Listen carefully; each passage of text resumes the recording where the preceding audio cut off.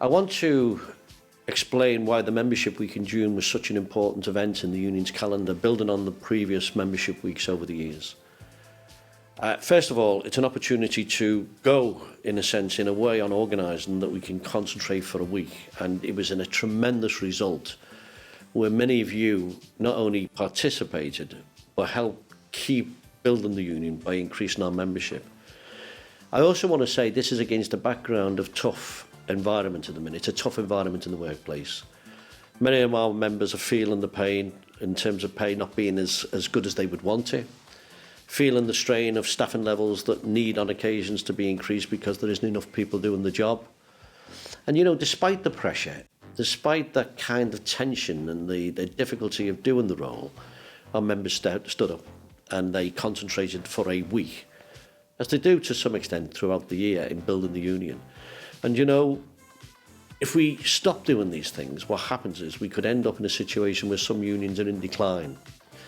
And then they're in decline and then they emerge from a position of weakness. We want this union not only to be independent, but to be larger, not for the sake of saying we're the fastest growing union, which we are in the TUC, but to actually break that taboo that sometimes people out there say unions are on a permanent decline, that in a sense, you know, things have changed and people aren't joining. Well, we've already found that to be a mistruth.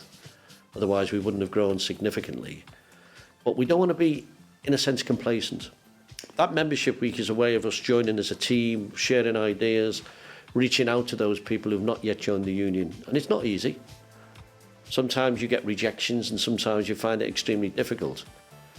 But then if you look through the trade union history, those pioneers who formed trade unions many years ago, who in a sense had the courage and the bravery to do it, means even in 2016 we've still got too many companies who take a very negative approach to the role of trade unions at providing an independent voice in the workplace.